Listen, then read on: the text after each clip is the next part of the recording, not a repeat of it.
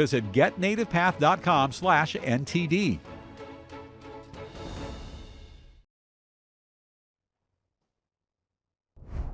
Welcome to NTD. Good morning. Here are today's top stories.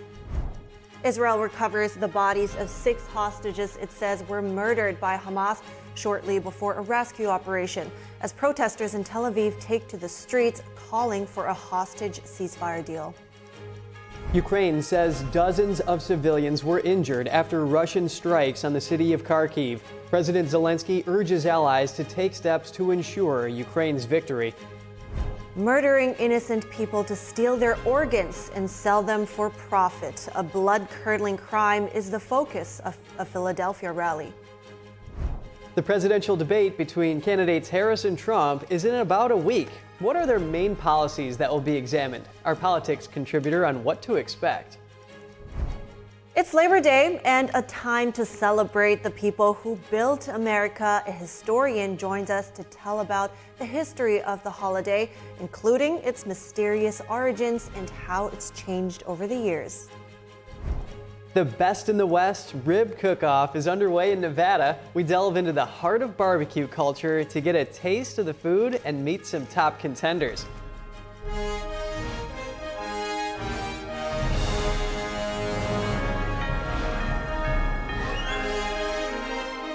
This is NTD Good Morning. Live from our global headquarters, here are Evelyn Lee and Kevin Hogan. Hi, welcome to NTD. Today's Monday, September 2nd, and today's top news. Israel's military says it recovered the bodies of 6 hostages murdered by Hamas in southern Gaza over the weekend. The army says the terrorists murdered the hostages shortly before an operation that would have rescued them. The body of 23-year-old U.S. citizen Hersh Goldberg Poland was among those found. The military said Hamas terrorists abducted them on October 7th. The army says it found the bodies in a tunnel in Rafah near the border with Egypt. It was about a half-mile away from a tunnel in which another hostage was rescued last week. Thousands of protesters in Israel reacted by taking to the streets, demanding the government reach a hostage ceasefire deal. Meanwhile, the Gaza Strip's polio vaccination campaign is underway during brief pauses in fighting. NTD's Jeremy Sandberg has the latest on the hostage crisis and the Israel-Hamas war. Israel said yesterday it recovered the bodies of 6 hostages in Gaza, including Israeli-American Hersh Goldberg Poland, a 23-year-old native of Berkeley, California. Hamas terrorists kidnapped him and 4 of the others from the Nova Music Festival on October 7th. Witnesses said he had his hand and part of his left arm blown off, lobbing Hamas's grenades back out of a crowded bomb shelter. Hamas, using psychological terror, released a video of him in April, clearly speaking under duress. Thousands of protesters filled streets in Tel Aviv Sunday night, calling on Israel's prime minister to reach a ceasefire deal to bring remaining hostages home. Israel's largest trade union has called for a general strike today to further pressure the government. The strike is expected to disrupt major sectors of the economy like banking, healthcare, and the country's main airport. It would be Israel's first general strike since the Hamas terrorist attack last year. Thousands of demonstrators also gathered in New York City's Central Park's Upper West Side. Meanwhile, Palestinian refugee UN agency UNRWA says everything is going to plan in the Gaza Strip's polio vaccination campaign. The UN and Palestinian health authorities started vaccinating 640,000 children in the Gaza Strip Sunday. Israel and Hamas have agreed to brief pauses in their 11-month war to allow the campaign. The campaign began in areas of central Gaza and will move to other parts of the Strip in coming days. Palestinian officials say about 1 million people are sheltering in the area near the UN-run clinic where vaccinations are taking place. About 100 hostages are still unaccounted for in Gaza. Authorities believe more than 30 to be dead. Jeremy Sandberg, NTD News. President Biden and Vice President Harris will meet today with the U.S. hostage negotiating team in the White House Situation Room. The White House says the meeting will focus on continuing efforts on a deal to release the remaining hostages. Harris said in a statement, Hersh Goldberg Poland was murdered by Hamas. She stated her prayers are with his parents and with everyone who knew and loved Hersh.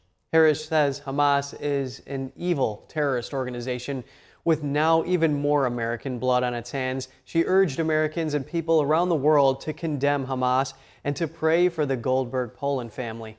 And former President Trump also reacted in a statement saying he's grieving over the senseless murder of Israeli hostages. He called for new leadership in the White House and vowed to stop the terror if back in office. We want to hear more about this, so joining us now is Captain Elkanah Cohen. He is a reservist from the IDF Elite Commando Unit and the author of October 7th, The War Against Hamas Through the Eyes of an Israeli Commando Officer. The book will publish on October 7th, 2024. Now, good morning, Captain. It's really good to have you this morning. First, I actually would just like to get your reaction on this incredibly tragic incident. They were killed just hours before the IDF got to them, and 3 of them reportedly would have been freed in the first phase of a hostage deal. What's your reaction? Yeah, so first of all, thank you for having me. It's sad. I can't even believe that we're talking about them as people who just got murdered. The 6 of them were alive just a few days ago, and it's heartbreaking. Their names was Ori Danino, Carmel Gat, Hersh Goldberg, Alexander Levanov, Almog Sarusi, and Eden Yerushalmi. All of them, they were great people. Everyone in Israel know their names. We prayed for them, and unfortunately, they won't be back alive. And I don't know.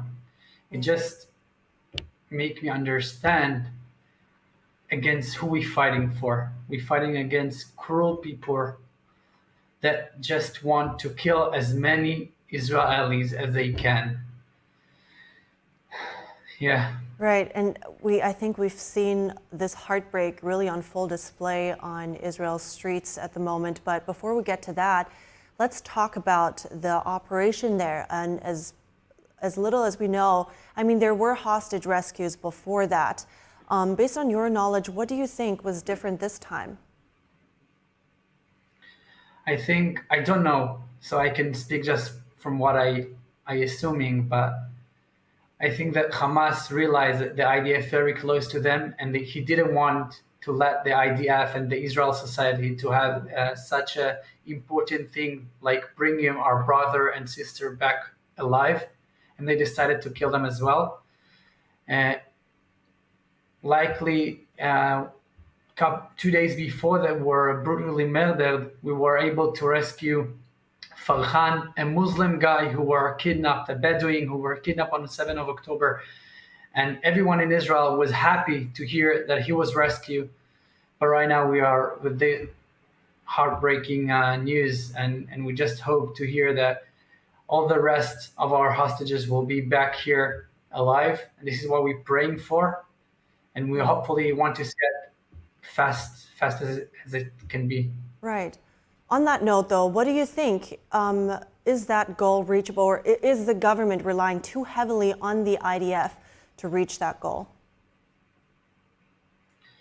I think that Hamas show its attention on October 7th. The only goal of Hamas will be to wipe out Israel and to kill as many Israelis as he can. And unfortunately, we have to fight them.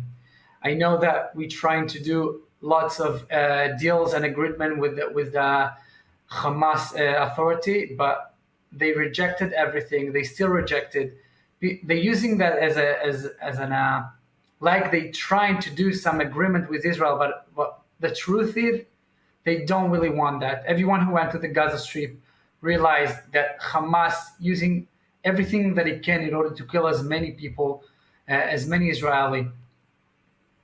So tell me about the crowds in Israel now then. There is a lot of protests going on. Major highways are being blocked, the airport as well. What are they asking for at the moment, and what is the emotion there? I think people are frustrated. We all are frustrated. We want our people back, and people try to do as best as they can in order to bring our brother and sister back.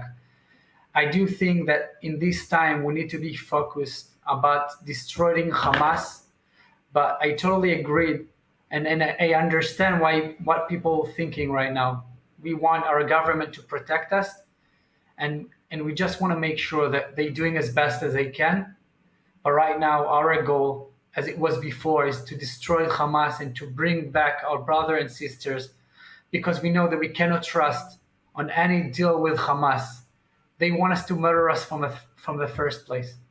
So it sounds like many of the protesters are asking, or they want a ceasefire hostage deal. Do you understand this ask? And do you think, because they want to use reportedly this moment as a moment of change, do you think that this is possible? I don't think it's possible because I'm not believing Hamas. Hamas will not take any ceasefire. And we had ceasefire. On 2005, we gave them piece of our land. We gave them almost huge part of the Gaza Strip. And yet, a couple of years later, they started shooting rockets at us. This is what they do. They don't really want peace. If you're going through their school, you see that they're educating their kids to concrete the entire state of Israel. They don't care about any peace treatment, and they want us to all to be dead. So forgive me if I think that I cannot trust the people that just wanted to murder me a couple of months before. And I think that we should fight them. And I think that the entire people and the West should understand that and support the Israel. And I really look for the support of the US government as well, because we cannot fight it by ourselves. It's not just Hamas, it's Lebanon, it's Iran, it's all the people surrounding us. And they have one goal, to illuminate Israel, to illuminate the West. Well, Captain Elkanah Cohen, thank you so much for coming on this morning and sharing your stance on this. I highly appreciate your time. Thank you. Thank you, Evelyn.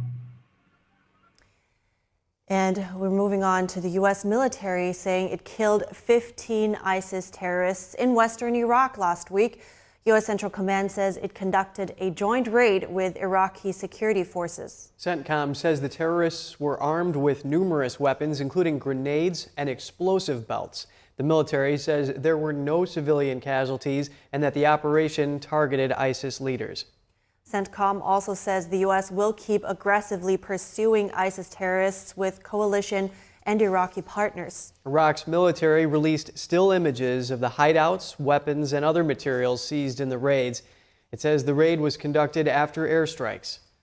Unnamed defense officials told multiple outlets that 7 U.S. troops were injured during the raid. They said the troops were in stable condition. U.S. officials say President Biden has been briefed on the raid. And dozens of civilians were injured after Russian missiles struck the Ukrainian city of Kharkiv. Ukraine says the number of people hurt could be as high as 50. Here's what we know so far. Ukrainian officials said Russian missiles hit a shopping mall Sunday in Kharkiv, a city in eastern Ukraine. Ukrainian President Volodymyr Zelensky said nearly 50 people were injured. Today, Russia has once again brutally attacked Kharkiv. As of now, nearly 50 people have been injured. Everyone is receiving the necessary assistance. Rescuers continue to clear the rubble, as there are reports of people trapped beneath it. Rescue workers and volunteers carried injured civilians to ambulances over shattered glass and debris. Officials said 5 children were injured. Many people fled to a metro station for shelter. I was at work when there was an explosion. Glass shattered, our furniture fell. I just ran to the metro as I was. It was very loud, there was a fire, but I didn't know what exactly caught fire. As we came here, there was an even louder explosion. People were shouting, there were injured people, there was blood. The attack prompted Zelensky to renew calls on allies to allow Kyiv to fire Western-supplied missiles deeper into Russian territory. With our own drones and missiles, we are capable of accomplishing a part of the assignments, but real peace, a real end to this war is a multifaceted task, and to coerce Russia into peace. And this depends on President Biden, on Prime Minister Starmer, on President Macron, Chancellor Scholz, and others. Earlier in the day, Russia said Kyiv launched one of the biggest drone attacks since the war began. Meanwhile, Moscow's forces made further gains towards a key town in eastern Ukraine. Also on Sunday, Ukrainian forces shelled Russia's southern Belgorod region. Russian officials said 11 people were injured. The regional governor said the attack damaged homes and apartments. He wrote on the messaging app Telegram that 2 young children were undergoing surgery after sustaining serious injuries. Independent media could not confirm Russia's account of events, and Ukraine made no official comment. Moscow's mayor said Sunday Ukrainian drones targeted a refinery near the city, resulting in a fire at the plant. Social media videos showed smoke billowing from the building. Russian authorities said more than 150 drones were shot down across parts of the country. Up next, murdering innocent people to steal their organs for profit. A blood-curdling crime is the focus of a Philadelphia rally. And honoring the American worker. Today is Labor Day, and a historian walks us through the progression of this holiday from its beginnings in the Industrial Revolution to the present-day break in the action.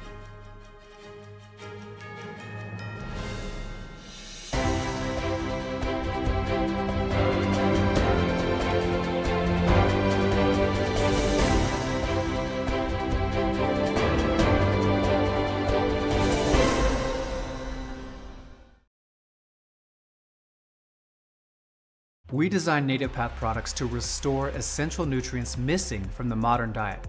This is what being on the path is all about. We're more than a health and wellness brand, we're a community.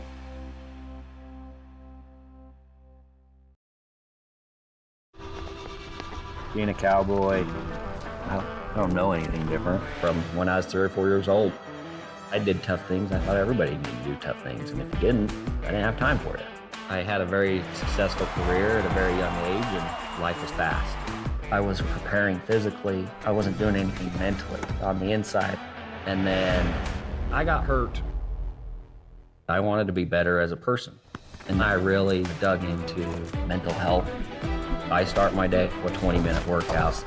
I live life 8 seconds at a time. Horses are so therapeutic. They know what you're feeling. When you're nervous, they're nervous. You won't say it back, but we're pals. I take a lot of responsibility in taking care of my kids, my family, being there for them. You're gonna have tough days. Everybody does. Find a place to stop and just breathe. Love your mind. Life doesn't always give you time to change the outcome. Prediabetes does.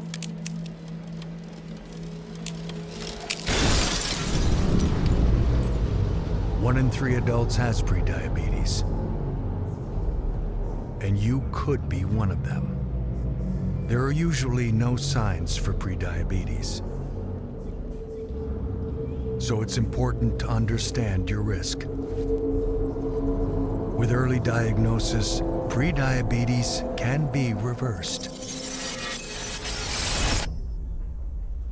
And you can change the outcome. Take the 1-minute prediabetes risk test today. Go to doihaveprediabetes.org.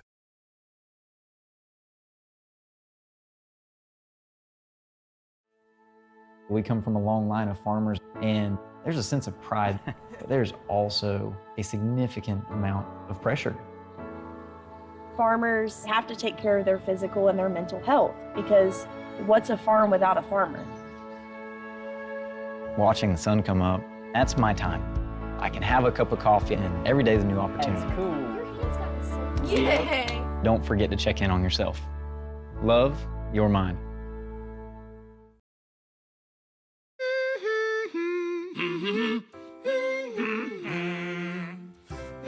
Elmo's daddy taught him that when he has a big feeling like being frustrated, humming a song can help you feel better. Love your mind.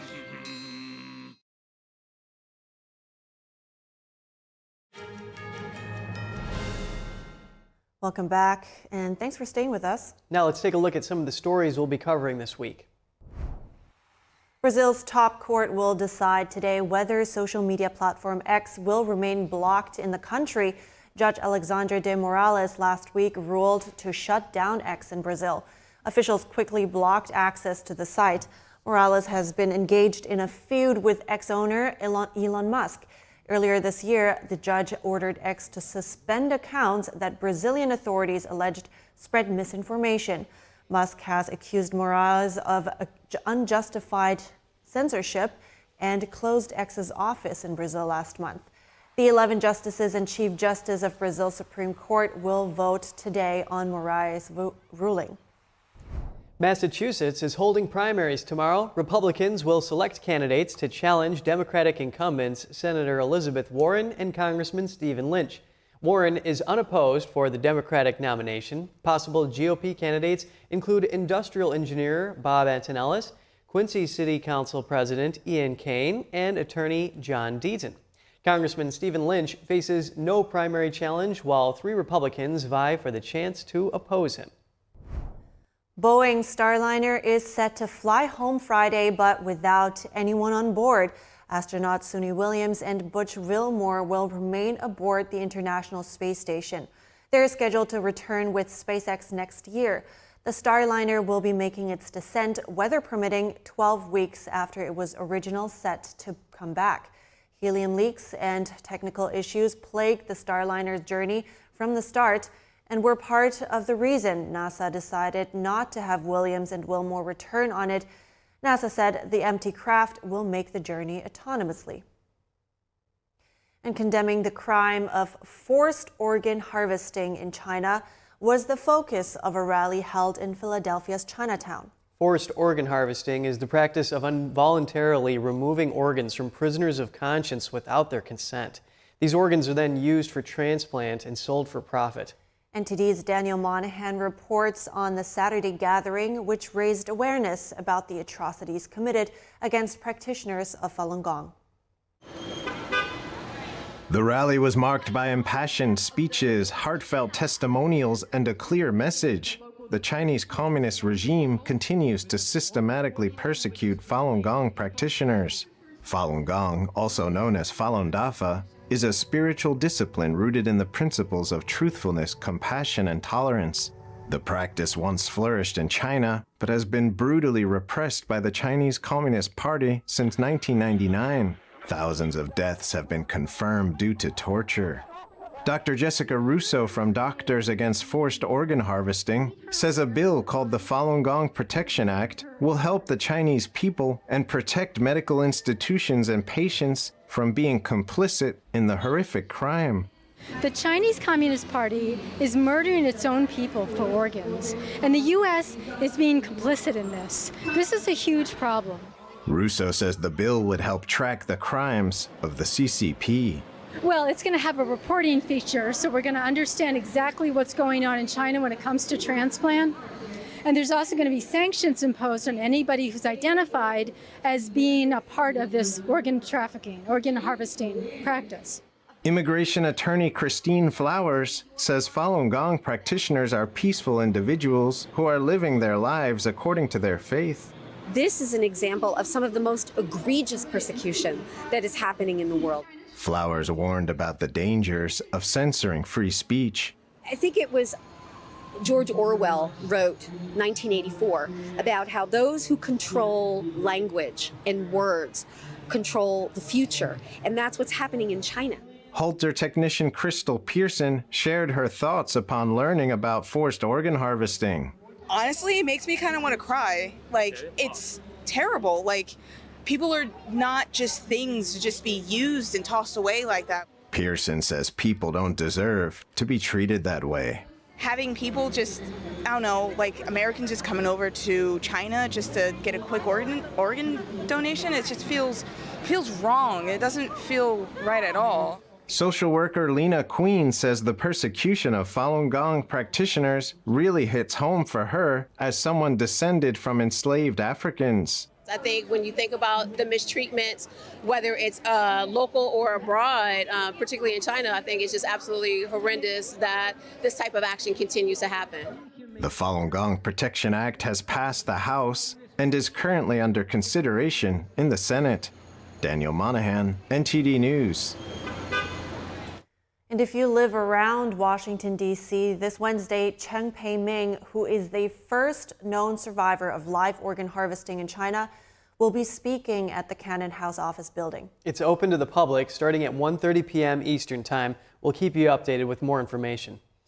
And hotel workers across the country are striking after contract talks with hotels broke down. The companies affected are some of the biggest names in the business. Beginning yesterday, some 10,000 workers from Marriott, Hilton, and Hyatt hotels began a multi-day strike. They are pressing hotel chains to raise wages and benefits. They also want the hotels to restore daily room cleaning that was scaled back during the pandemic. The Unite Here union represents the workers. It says hotel workers are being stretched thin.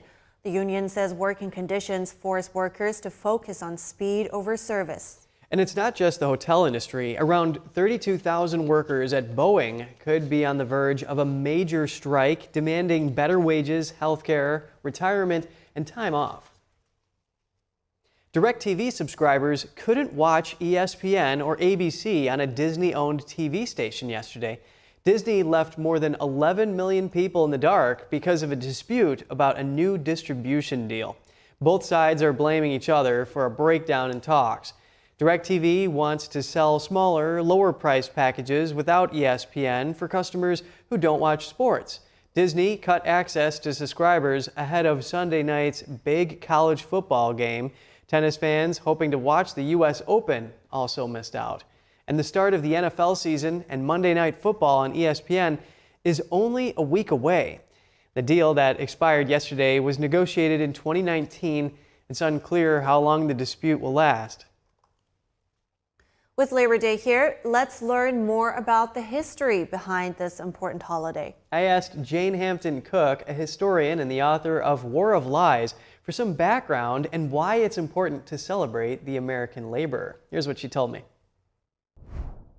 Well, you know, when we celebrate President's Day, we celebrate kind of the top, right, the president. And so it's really appropriate that we also celebrate the American worker. You know, there are a lot of people who work with their hands, and then the average Americans working hard, dealing with all the things that are coming in and out of the economy. And so Labor Day has been this moment where we just take a break from work, we have a little fun, and we honor the American worker. Work hard, play hard, like they say, right? And Jane, this is something you've done a lot of research on. McGuire versus McGuire. Who founded Labor Day? It's the million-dollar question, because there's Peter McGuire, who was the General Secretary of the Brotherhood of Carpenters, and some say he founded it, whereas others say that the machinist, Matthew McGuire, founded it. So what happened? Well, so they don't know for sure. There's documentation that suggests, you know, both of them could have. But they were both part of a union, different unions in New York City. And in the 1880s, there was this effort to unionize and to give people rights and to fight as a group against, you know, the industrialists, because this was the Industrial Revolution. And on September 5th, 1882, New York State became the first to set aside the first Monday of September to create Labor Day. And then it became a national holiday by Congress's vote in 1894. So that's so interesting, Jane, and we often see parades and parties as sort of a way to celebrate this very important day. And when they first had the idea for this holiday, they were thinking that street parades might be the best way to kind of showcase that esprit de corps of trade and labor organizations. Can you comment more on that? Sure. You know, they really did want these parades in New York City to showcase. You know, you had the Carpenters Union and you had different unions that came together that ran New York City. I mean, how do you think we got New York City built as it is with all the skyscrapers? You really had people who were really working hard with their hands. And so Labor Day was just this respite. It was time for a parade. And I think now we see it a lot as taking a little vacation. It's people's last hurrah at the end of the summer to get out of town and go visit someplace that they want for a little break before the fall really kicks off. Really excellent information from you, Jane. How has Labor Day changed over the decades? You know, I think what's changed is that we've expanded the idea of the American worker. I think initially it really was for people who worked with their hands. And now as the middle class has grown over the years, we see it, you know, in office jobs. People think about other types of labor, not just working with your hands, but you know, going to an office, working on a computer. There's a lot of labor that has changed because our technology has changed. but we still want that break once a year to honor the American worker. Really great having your contribution this morning. Jane Hampton Cook, historian and author of War of Lies. Thanks for having me. 1880s, huh? Makes sense, because that was the height of Industrial Revolution. People working crazy hours, right? Oh yeah, we can benefit from all the work that they did to protect laborers. And you know, Yeah. fun story about the actual first Labor Day parade. Well, it wasn't until the Jewelers Union of Newark crossed the Hudson and joined everyone else that was in Lower Manhattan. They had all the music and stuff, and they really got the party going. Oh, wow. Look at all the history here in New York. Yeah, we're heading to break here. And with the presidential debate around the corner, what strategies will each candidate likely employ? A political analyst gives us a preview of the Harris-Trump showdown when we come back.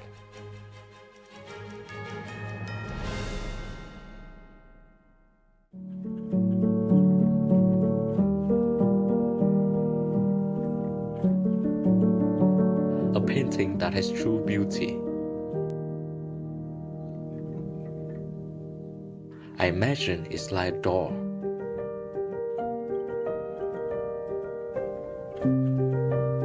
The artist holds the key to open the door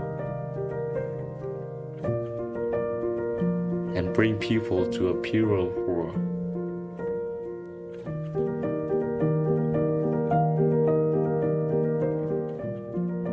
A world where people are more compassionate.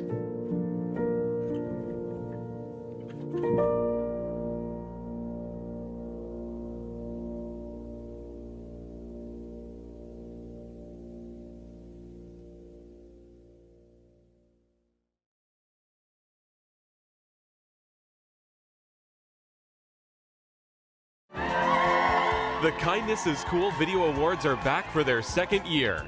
Record and nominate acts of kindness, both big and small, from individuals, families, and communities. Submit your videos on ganjingworld.com with the hashtag KindnessIsCool. Win a $10,000 grand prize and be featured on a New York Times Square billboard. Visit ganjingworld.com and start sharing today. Kindness is cool. I am so glad you ladies are here. You each have your own rooms. Thank you. Get settled in. I'll call you for dinner. Adopting teen sisters, it's a lot. Girls, you're gonna be late. You want breakfast? No thanks, we're good. They're always in their own world. What'd you get there? Twice the work. Twice the surprises. Just try it. But if you think of it that way, they're also twice as fulfilling. I think you should ask her yourself. Is it okay to call you Mom? Of course you can.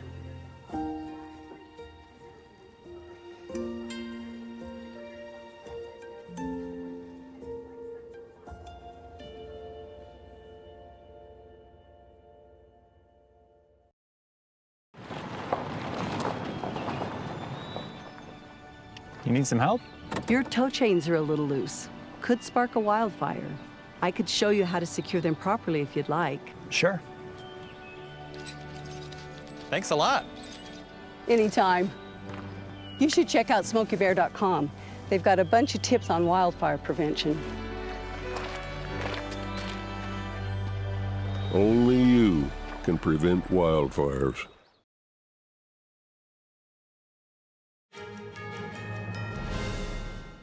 Welcome back. If you're just now joining us, here are some of today's top headlines.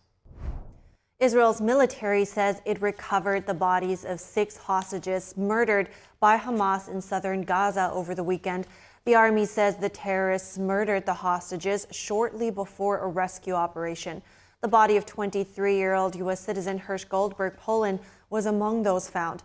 Thousands of protesters across Israel reacted by taking to the streets, demanding a hostage ceasefire deal. The U.S. military says it killed 15 ISIS terrorists in western Iraq last week. U.S. Central Command says it conducted a joint raid with Iraqi security forces. The military says there were no civilian casualties and that the operation targeted ISIS leaders. Unnamed defense officials told multiple outlets that 7 U.S. troops were injured during the raid. The officials said the troops were in stable condition. Ukrainian officials said around 50 people were injured after Russian missiles hit the city of Kharkiv. President Zelensky reiterates Ukraine's wish to strike deep into Russian territory and urges allies to give them permission. Meanwhile, Russian officials said Ukraine attacked a Russian refinery near Moscow. A rally in Philadelphia's Chinatown condemns China's forced organ harvesting and the persecution of Falun Gong practitioners. Speakers highlighted the brutal repression by the Chinese Communist Party since 1999. Dr. Jessica Russo with Doctors Against Forced Organ Harvesting said the Falun Gong Protection Act is needed to hold perpetrators accountable. And on to politics. The debate between presidential candidates Harris and Trump is just about a week away. To discuss some of the topics that are likely to be brought up, we welcome our contributor, Mike Leon. He's the Director of Policy and Strategy at the Free and Equal Elections Foundation. Good morning, Mike. Thanks for being with us here. What are the main policies that each candidate is probably going to be really pressed on? Hey, Kevin, good to see you first and foremost. Happy Labor Day. So a lot of cool issues, I think, are going to be discussed at this debate. I think we're going to get to a bunch of them a lot faster than we did in the previous debate, for sure, because of the candidates. And I think the urgency that the American people are starting to feel about this. But, you know, obviously, economy is at the top of voters' minds. There's a recent Emerson poll in conjunction with The Hill that talks to voters in all these swing states like Pennsylvania, Nevada, Arizona, Georgia, and Wisconsin and Michigan. And the biggest issues amongst all of those voter groups surveyed in that survey was the economy, right? And the price of consumer goods and the crisis of affordability and housing costs, right? But then obviously immigration is a little bit further down the list on that. You've got the wars that are playing out that I know is going to be a topic, and also women's reproductive rights. You've seen former President Trump come out with different stances against the abortion ban that's happening here in my state in Florida. And then obviously Kamala Harris and some of the things that she's championing on the campaign trail about women's reproductive rights. So those are the top issues that voters are mentioning in these surveys that I think obviously will be covered by the ABC News team. Yeah, and just a little bit more on that, Mike. You think Trump's going to talk about his track record, his golden era of his economy that he often touts, or Harris defending Bidenomics? Yeah, I mean, she got asked this in the CNN interview, right, Kev? Like, Diana Bash asked her, are you going to continue the policies of Bidenomics? Do you think that they are working? And I think for Donald Trump, he can argue that it's not working, right? But she can argue that, you know, there was a global pandemic that kind of interrupted all of this, and so that there was recovery efforts that happened afterwards, right? So for a voter out there, if you're thinking about this like this and you're looking at both of their policies, you truly need to go back to 2018, 2019 and look at the cost of consumer goods and what they were year over year, the cost of living for you and expenses in the state that you are living, and you can see the rises. Those are easily lookable statistics that anybody can research, right? And then see who was president under both administrations, right? And obviously Kamala Harris being the vice president. But I think for Kamala Harris, one of the things that I've noticed and speaking with some folks that are helping her, or at least we're helping the Biden team on the debate prep and now are shifting over to her team, it's going to be this focus of trying to disassociate herself. You know, this, I work under the behest of the president and I'm not actually, you know, the commander in chief and executing some of these stuff. So is she going to be able to disassociate that for voters? And because Dana asked her in the interview, hey, but you're a vice president at the time right now. Why aren't we implementing some of the ideas and policies and strategies that you have as current leader, right? And she said, well, because I operate under the behest of the president of the United States. So I think those are some of the things that she's going to try to implore in the debate. And I think for Donald Trump, it's imperative for him to make her the incumbent and say, no, you're currently under the administration. So these things should be implemented. Why aren't you doing them right now? And continue with that point of attack. Very interesting, Mike, and a lot goes back to that CNN interview in which a lot of people said that Harris was showing a shift in policy from her stance in 2019 when she ran for president up until now. And former Democrat Tulsi Gabbard, she's advising Trump to seize on those policy shifts or perceived ones in Harris's plan. And he's saying, hey, just go right there and just look at Harris's changing views on her immigration policy, on fracking. And would that be the best strategy for Trump to employ on the debate stage? Yeah, I'm glad you brought this up, Kevin, because, and again, I would implore people to watch, if you want to be a political junkie, right, watch the 2019 Democratic primaries, because Tulsi Gabbard did the best job during those primaries of attacking Kamala Harris's record. Remember, at the time, obviously, Tulsi Gabbard, representing Hawaii on the Democratic stage there with Bernie Sanders and a bunch of other folks of that primary process. But she was able to really cut at the core of some of Kamala Harris's policies and how they were, at the time, a little too extreme for the Democratic Party. And Kev, to be honest with you, they were a little conservative leaning Kamala Harris's policies, specifically around immigration and the border. I was talking with somebody from the Haley Voters for Harris campaign recently, and I asked him, well, why is it that you like Kamala Harris? What is it about her appealing to center-right voters? And he said, if you look back at her 2019, or at least her attorney general record, in California, there was a lot of things that she did tackling the crisis at the border from a pure, legislative branch, right? Or like executing the laws of the state of California. She was very, very tough on crime, or at least perceived, but the statistics were in her favor. And I think Tulsi Gabbard cut to a lot of that because, again, it was the Democratic primary. People wanted to hear about inclusion. And I think for Donald Trump to implore Tulsi Gabbard as part of this campaign, nobody was better back in 2019 at effectively cutting through some of the things that Kamala Harris did as California AG than Tulsi Gabbard was. So I think it actually is pretty smart of the Trump campaign to implore Tulsi Gabbard and figure out some of the ways that she was able to attack Kamala Harris in 2019, and maybe that can carry over now into the debate happening next week. That is fascinating, Mike. And yeah, back in 2019, the Democratic primary was just really focused on criminal justice reform, and actually Gabbard went after Harris for not doing enough to take a stab at cash bail and reforming that, and also getting the jail time for marijuana users. So we wish we had more time to talk about it. Our contributor, Mike Leon, thanks for coming on. Thanks, Kevin. And former President Trump, rounded out last week, visited another critical swing state. NTD's Washington correspondent Jack Bradley was on the ground with more. Former President Trump held a series of campaign events over the past week, including in Michigan, Wisconsin, and here in Pennsylvania. We're just 100 miles away from Butler, Pennsylvania, where Trump's assassination attempt took place. Over here in Johnstown, Pennsylvania, a lot of people were holding up signs that said, "Fight," which of course was what Trump said when he survived the assassination attempt, got up, put his fist up, and started yelling, "Fight." Here's a few highlights from Trump's recent rallies. Whether she was a border czar or not, she was in charge of the border. 325,000 children are missing. She created a fast pass entry program to speed the admission of illegals into all of our ports of entry. And remember when they said, no, we're gonna, now they have a new line. We created a strong border. Now the election hinges on the swing states. And here in Pennsylvania, there's more electoral college votes than any other swing state with 19. I spoke to Congressman Dan Muser of Pennsylvania about why this state is so important to win in the election and what Trump can do to reach the undecided voters. Trump is elected. What are you looking forward to most when he comes into office? Secure border. Gasoline prices going back to $2.20 a gallon, maybe even lower, as we move towards energy dominance, and then trade initiatives that allow us to sell our food and our manufacturing in a highly competitive way overseas, that we truly have a boom in American manufacturing. People have prosperity, people have patriotism. We stop these wars from Russia to the Ukraine to the Middle East conflicts. This is going to be resolved. He did it once, he's going to do it again. Now coming up on September 10th in Philadelphia, Trump and Harris will hold their first presidential debate together. Reporting from Johnstown, Pennsylvania, Jack Bradley, NTD News.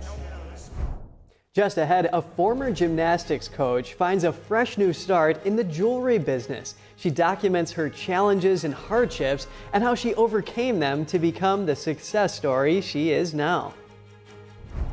The Best in the West Rib Cook-Off is underway in Nevada. We delve into the heart of barbecue culture to get a taste of the food and meet some of the top contenders.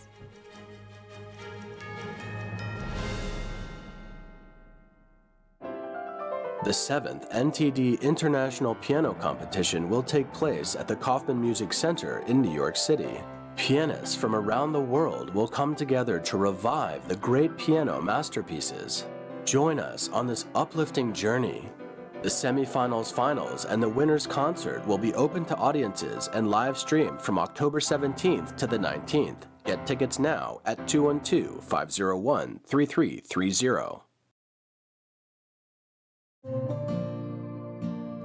Imagine a coffee that cares for your health. Expertly fermented with a 50 enzyme complex to enhance flavor and remove bitterness. Small batch roasted to a decadent medium dark, resulting in a brew that is gentle on digestion, low acid, and up to 90% less caffeine than regular coffee.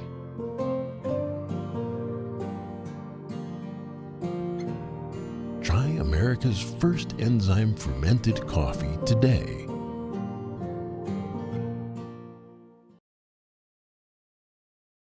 Are you ready to help your family get prepared for the unexpected? Everyone in? Here we go! Ladybug and Cat Noir know how important it is to be ready. Because you never know when Hawkmoth is going to strike, or a disaster will hit.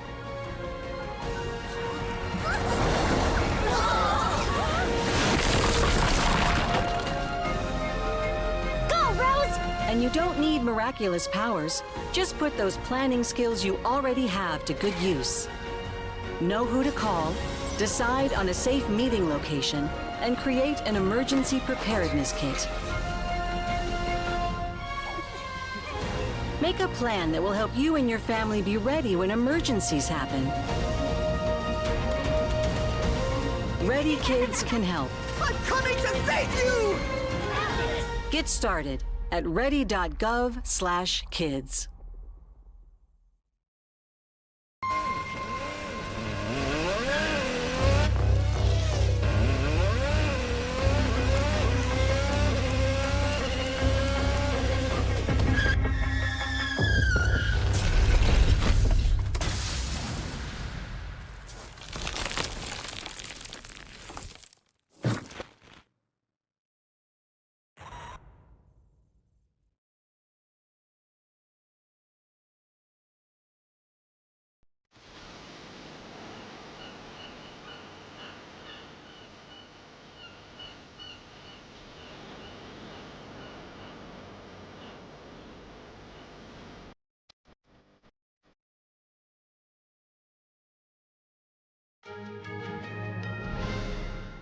Good to have you back. In today's world, many people in the younger generation are becoming more and more unsure of the future. But one businesswoman shares her journey of how she created a new future for herself after searching for a fresh new start. Fiona G. has the story. Today, an increasing number of young people are feeling directionless and unsure of what to do with their future. But one young businesswoman has regained her sense of purpose and passion through her small business. I'm speaking today with Nicole Schulz. Starting us off, why don't you tell us a little bit about your journey and how you came to start these two businesses? So I'll tell you a little bit about myself. I was a gymnastics coach for 10 years. I am a type 1 diabetic and entrepreneur. How I came about Endlessly Linked and Endless Charm Bar was just pretty much a blessing. You know, I had prayed for something because I was lost. It was very hard for me, you know, like I mentioned, the 10 years in gymnastics. You know, I needed something new. I needed something fresh, something that, you know, perked my passion again. And Endlessly Linked just linked itself to me. So Endlessly Linked is permanent jewelry. It is a claspless piece of jewelry, so it's safely soldered on. And then also the charm bar is, you know, meant to be like a fun little accessory just to play around with. These you do take off. They're also highly customizable, and each person, when they make their charm jewelry, they could really tell their own story. Can you elaborate a little more on that? You're able to play around with I have gymnastics charms per se, like the little candy that I'm wearing on my neck. I'm diabetic, so I thought that the sweet, So like it's like you get to play a little story and have fun. But yeah, it's fun to just create something that you love and bring it to life in that sense and way. So yeah. I'm sure as a young and small business owner, it can't be easy. What kind of challenges have you faced? So challenges, I would say, first of all, being overwhelmed by, one, managing a social media. 2, managing all of the things that come within the social media, ordering inventory, keeping inventory on hand and on stack all the time, the most popular things. How do you make sure as a business owner that you're constantly able to provide the best service to your customers and be the best business owner version of yourself that you can be? I feel like I'm always authentic. I am always happy. We have our moments, but when I'm working with a client or customer, anything that I am usually stressing with or having a problem with, it goes away. It makes me happy to see them happy with something that I've created for them or that I've done for them. When you're trying to, run an ethical and fair business, what's the most important things you've learned? Taking care of yourself, but also taking care of the customer, what they're wanting or needing, or I guess envisioning. So I guess somebody who maybe has already found their path and they're just getting, started in their own business and new thing, finding time for yourself still continuously, I would say is one of, if not the biggest thing to do, because if you're not mentally there all the time to just relax, then you can't be your authentic self to your customers. You mentioned earlier, you prayed for an answer. Does your faith play into who you are as a person? Yes, it does. My faith, it does definitely play a huge part. Praying usually on my way to an event, on my way home from an event, because I'm super thankful for everybody who's shopping local. I pray that I'm able to do and give the customers that they want and what they have. What advice would you give to other young people who were where you were a couple years ago, unsure what to do with their future? If somebody's struggling with finding their way on something that they want to create or do, I think that if they pray, first of all, so endlessly, right? We're all endless. The world is endless, or the universe is endless. Set small goals. Achieving small goals first will give you the confidence that you need to launch something bigger. Risk something small first, and then it'll launch into something a little bit bigger. All right, Nicole Schultz, thank you so much for sharing your story with us. That was very inspiring. Back to you. And barbecue is an art as well as a science. Besides the food, it's also about making great experiences for yourself and others. Delving into the heart of BBQ culture, NTD was at one of the biggest barbecue competitions in the U.S. Barbecue is an iconic part of American culture, and is even more evident here in Sparks, Nevada. Victorian Square has become the epicenter for barbecue lovers from around the world, all gathering for one purpose: to experience the best ribs the West has to offer. Yeah, we have the Best in the West rib cook-off happening here in Sparks, Nevada. We have 250,000 pounds of ribs that go out of this event every year, give or take based on the year. Among the competitors, last year's winner, Porky Chick's Barbecue, stands out. Owner Mark is a seasoned pitmaster with over 40 years of experience. Well, obviously we had the best ribs, 2023 Best in the West rib cook-off. We cook them low and slow. We have about 13 spices and rubs we put on it, and smoke them to perfection. Then we take and grill them. Tradition meets innovation with Texas Outlaw Barbecue, a 3-time champion. The owner emphasizes the importance of old-school methods. Well, everything that we do is old school. We don't use charcoal briquettes. We don't use lighter fluid. We use lump coal and apple wood and cherry. It's labor intensive, but it's slow. but it's what's good. And all of our rubs, we don't use a commercial rub, we make our own rub. We don't use the commercial sauce, we make our own sauce. And we've been pretty good at it for 35 years. And Butch's Smack Your Lips Barbecue has 900 national awards to its name. Its owner says persistence is the key. It's just like anything else, you evolve and you keep fine-tuning your recipes and things of that nature. So we've been doing it a very long time, which makes us stand out for sure. Many vendors here come from all over the country, but one vendor with 466 awards came all the way from Australia. The owner of the awesome Aussie Australian barbecue company explains how the Australian barbecue is unique. Yeah, I'd say the biggest difference between Australian barbecue and American barbecue is that we use a fruit-based barbecue sauce, and so we use fruit woods as well to smoke with. So the whole fruit-based concept is traditionally Australian-style barbecue. But not all barbecue is the same. One vendor is serving up something a little different: alligator. So it has its unique taste, its unique flavor. It's very different from either of the two. If you're eating chicken, you know you're eating chicken. If you're eating pork, you know you're eating pork. When it comes to alligator, you know it's a little bit something different. And with our special recipe, makes it a lot nicer and it's a great taste.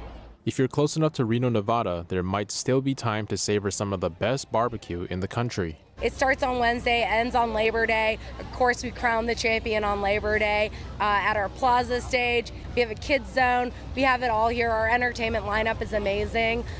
We do a big show every night tonight. And for your favorite vendor, you can also vote for them. To vote for your People's Choice, they come over and they grab a piece of paper from our box office, and then they pick their favorite river. And then at the end of the week, we tally all that together, and then we crown one People's Choice winner. In addition to the People's Choice, food judges from all over the country will also pick the vendor with the best ribs and sauce to win the $10,000 prize bowl. Reporting by Jimmy Ma, NTD News, Sparks, Nevada.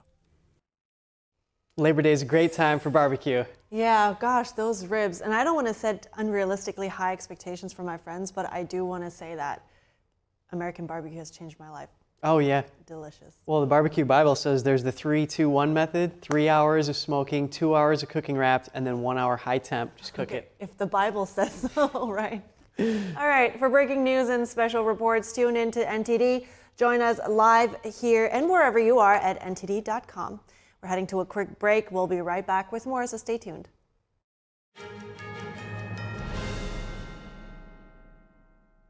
Water, nature's ultimate cleaner. We drink it, we bathe in it. Think water, think steam, think clean. Now harness the power of water with the H2O X5 5-in-1 steam cleaning system. I'm so impressed with the X5. It's an all-in-one product. I can use it throughout my entire house. It's cleaning, it's sanitizing, there's no chemicals in it. It's just steam. This is unbelievable. There is no more odor. You could spend over $500 to purchase the products that the X5 5-in-1 Miracle replaces. Order your H2O X5 steam cleaning system, a $500 value, for just 4 easy payments of $43. Order now and we'll upgrade your X5 package. We'll add a 6th mode with a dusting and polishing wand. Valued at over $30, this extra bonus attachment makes your H2O X5 the H2O X6. That means your 10-piece system becomes a 12-piece system at no extra cost to you. All for just 3 easy payments of $43. Call or click right now.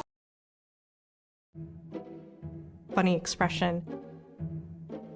There's a little scar right below his neck. The artist, on a trip to somewhere in South America, he met this kid who told him a story about himself.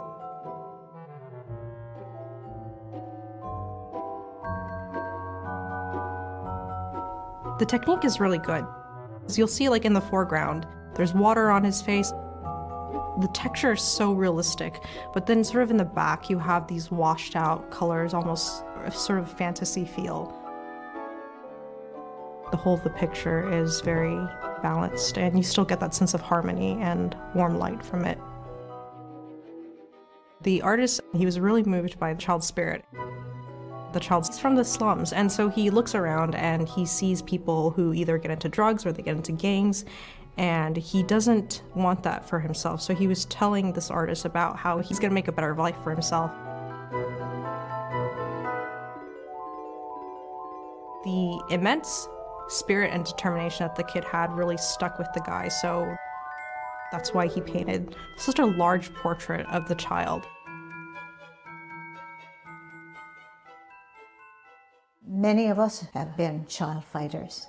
But this little kid learned to defend himself in his own way. It's a great sacrifice that way. And so this is another form of strength, another form of endurance. We are capable of much more than we think. These children amaze us.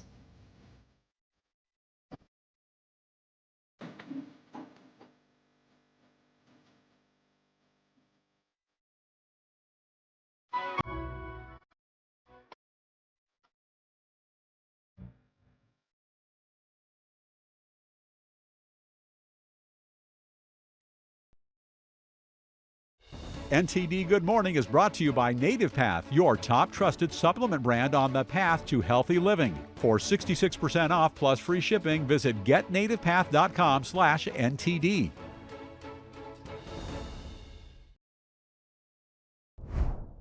Welcome to NTD. Good morning. Here are today's top stories. Israel recovers the bodies of 6 hostages it says were murdered by Hamas shortly before a rescue operation, as protesters in Tel Aviv take to the streets calling for a hostage ceasefire deal.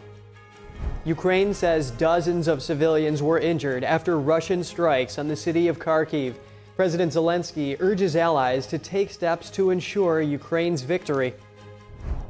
Murdering innocent people to steal their organs and sell them for profit, a blood-curdling crime, is the focus of a Philadelphia rally.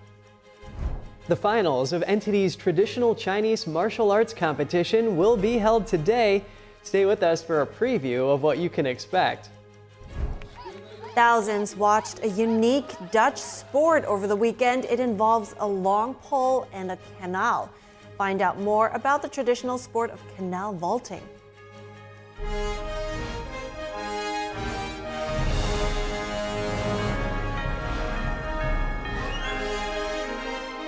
This is NTD Good Morning. Live from our global headquarters, here are Evelyn Lee and Kevin Hogan. Welcome to NTD. Welcome. Today is Monday, September 2nd.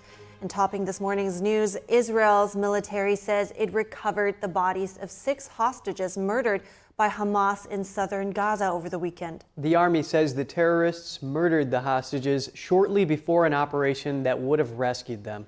The body of 23-year-old U.S. citizen Hirsch Goldberg Poland was among those found.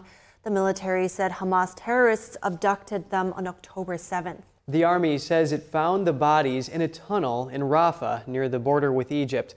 It was about a half-mile away from a tunnel in which another hostage was rescued last week. Thousands of protesters in Israel reacted by taking to the streets, demanding the government reach a hostage ceasefire deal. Meanwhile, the Gaza Strip's polio vaccination campaign is underway during brief pauses in fighting.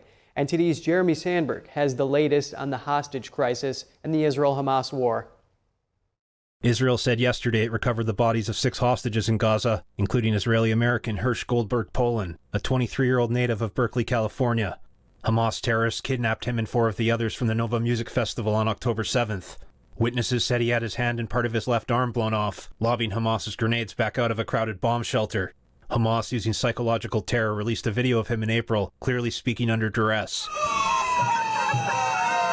Thousands of protesters filled streets in Tel Aviv Sunday night, calling on Israel's prime minister to reach a ceasefire deal to bring remaining hostages home. Israel's largest trade union has called for a general strike today to further pressure the government. The strike is expected to disrupt major sectors of the economy like banking, healthcare, and the country's main airport. It would be Israel's first general strike since the Hamas terrorist attack last year. Thousands of demonstrators also gathered in New York City's Central Park's Upper West Side. Meanwhile, Palestinian refugee UN agency UNRWA says everything is going to plan in the Gaza Strip's polio vaccination campaign. The UN and Palestinian health authorities started vaccinating 640,000 children in the Gaza Strip Sunday. Israel and Hamas have agreed to brief pauses in their 11-month war to allow the campaign. The campaign began in areas of central Gaza and will move to other parts of the Strip in coming days. Palestinian officials say about 1 million people are sheltering in the area near the UN-run clinic where vaccinations are taking place. About 100 hostages are still unaccounted for in Gaza. Authorities believe more than 30 to be dead. Jeremy Sandberg, NTD News.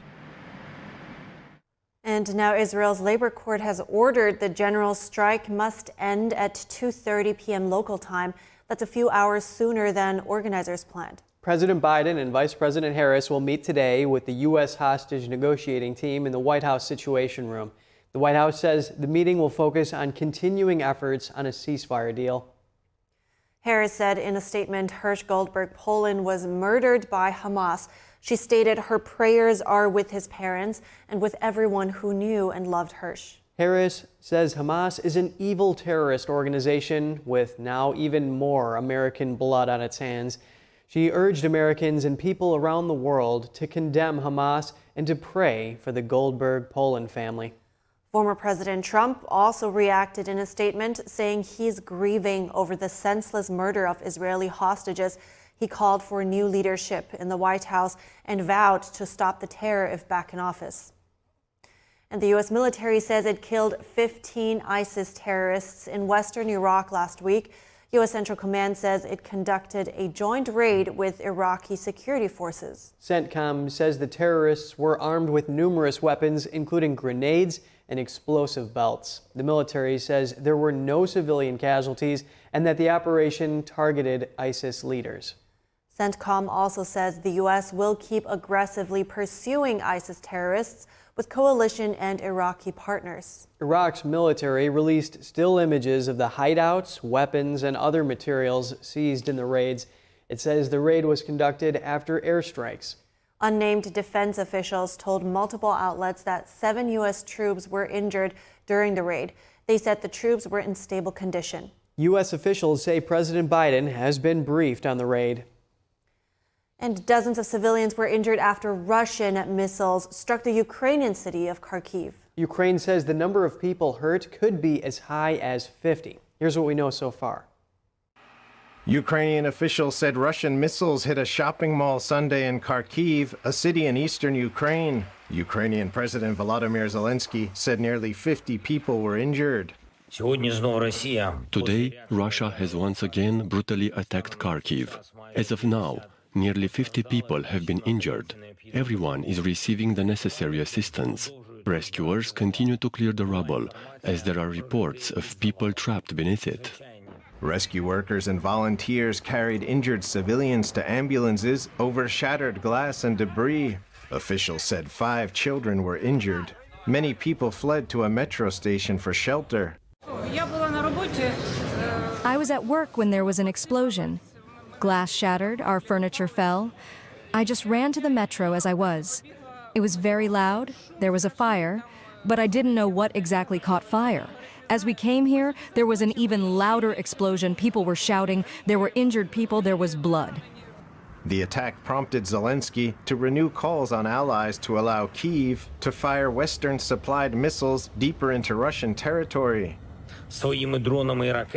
With our own drones and missiles, we are capable of accomplishing a part of the assignments, but real peace, a real end to this war is a multifaceted task, and to coerce Russia into peace. And this depends on President Biden, on Prime Minister Starmer, on President Macron, Chancellor Scholz, and others. Earlier in the day, Russia said Kyiv launched one of the biggest drone attacks since the war began. Meanwhile, Moscow's forces made further gains towards a key town in eastern Ukraine. Also on Sunday, Ukrainian forces shelled Russia's southern Belgorod region. Russian officials said 11 people were injured. The regional governor said the attack damaged homes and apartments. He wrote on the messaging app Telegram that 2 young children were undergoing surgery after sustaining serious injuries. Independent media could not confirm Russia's account of events, and Ukraine made no official comment. Moscow's mayor said Sunday Ukrainian drones targeted a refinery near the city, resulting in a fire at the plant. Social media videos showed smoke billowing from the building. Russian authorities said more than 150 drones were shot down across parts of the country. Stay with us. Murdering innocent people to steal their organs and sell them for profit. A blood-curdling crime is the focus of a Philadelphia rally. We'll have that coverage for you coming up.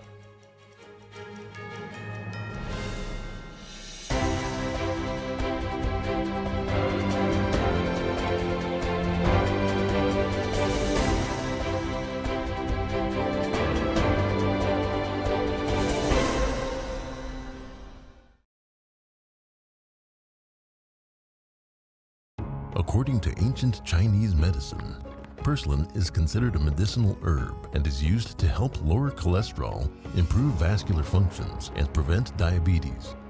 Perilla seeds can nourish the lungs and spleen. It is used to treat asthma and improve pulmonary functions. Puritang green vegetable omega-3 is made from purslane and perilla seeds from Hwangmae Mountain in South Korea. It contains over 90% of omega-3, 6, 7, and 9, the highest concentration possible without chemical additives. The soft gel is made of natural seaweed. It is 100% organic and vegan. Both adults and children can take it with peace of mind. Ancient recipes were passed down from heaven to bring prosperity and longevity. Puritang green vegetable omega-3.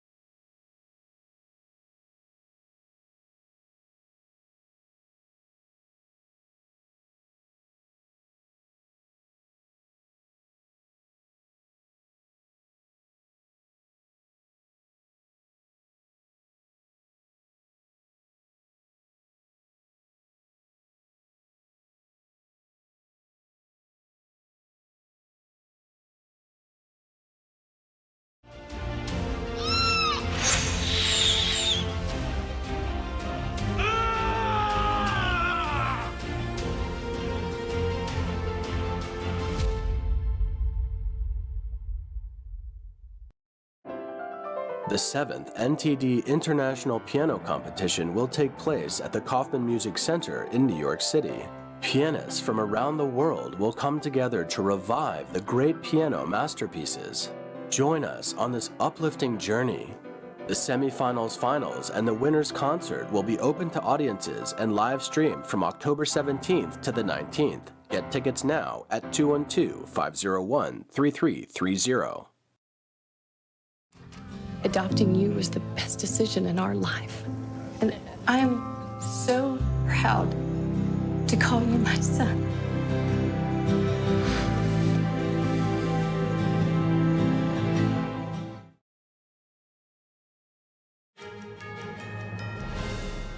Welcome back. Now we turn our focus to voters in one of the most crucial battleground states in this election, Wisconsin. Independent and undecided voters from this pivotal state, along with their neighbors in Minnesota, could very well decide the outcome of the race.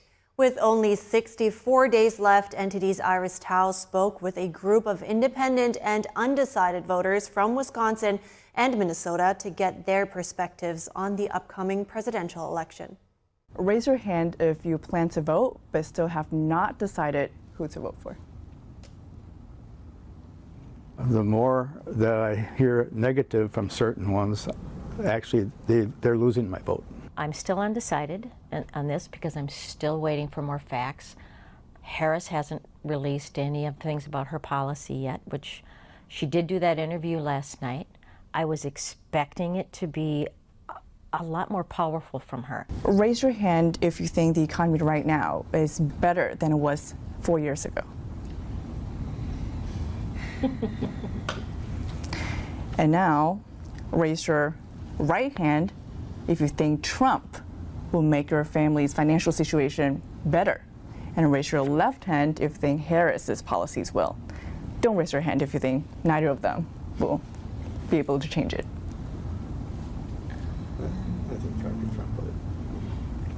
It just seems like there are ebbs and flows in the system. When you look at the economy around the world, it's the same as what's happening here. Issues with housing, issues with people just not having money, homelessness. Food. It's a global issue. I'm not sure where Amy was going with her comment, but when Trump was president, gas prices were lower because we were energy independent. We didn't buy our gas from other countries. We sold them gas. So when you start with gas prices, everything else kind of trickles down. I don't see either of them trying to pull Americans together. I honestly do feel that Trump puts us more apart. Ask not what your country can do for you. Ask what you can do for your country. I'd like to see them bring that kind of enthusiasm and loyalty back to our country. I do see Kamala Harris speak out saying she wants to be a president for everyone. She, it doesn't matter the party. She wants, and she's saying she wants to see America united. I love that she says that. But then tell me how you're going to do that. It's one of those things again that the politicians just say, but the I have a dream speech, bring it back here then and tell me that. Watch the full interview today on NTD's Capitol Report for a glimpse into the minds of America's swing voters who can decide this election. And we're moving on for now. Condemning the crime of forced organ harvesting in China was the focus of a rally held in Philadelphia's Chinatown. Forced organ harvesting is the practice of involuntarily removing organs from prisoners of conscience without their consent. These organs are then used for transplant and sold for profit. NTD's Daniel Monahan reports on the Saturday gathering, which raised awareness about the atrocities committed against Falun Gong practitioners. The rally was marked by impassioned speeches, heartfelt testimonials, and a clear message. The Chinese Communist regime continues to systematically persecute Falun Gong practitioners. Falun Gong, also known as Falun Dafa, is a spiritual discipline rooted in the principles of truthfulness, compassion, and tolerance. The practice once flourished in China, but has been brutally repressed by the Chinese Communist Party since 1999. Thousands of deaths have been confirmed due to torture. Dr. Jessica Russo from Doctors Against Forced Organ Harvesting says a bill called the Falun Gong Protection Act will help the Chinese people and protect medical institutions and patients from being complicit in the horrific crime. The Chinese Communist Party is murdering its own people for organs, and the U.S. is being complicit in this. This is a huge problem. Russo says the bill would help track the crimes of the CCP. Well, it's going to have a reporting feature, so we're going to understand exactly what's going on in China when it comes to transplant. And there's also going to be sanctions imposed on anybody who's identified as being a part of this organ trafficking, organ harvesting practice. Immigration attorney Christine Flowers says Falun Gong practitioners are peaceful individuals who are living their lives according to their faith. This is an example of some of the most egregious persecution that is happening in the world. Flowers warned about the dangers of censoring free speech.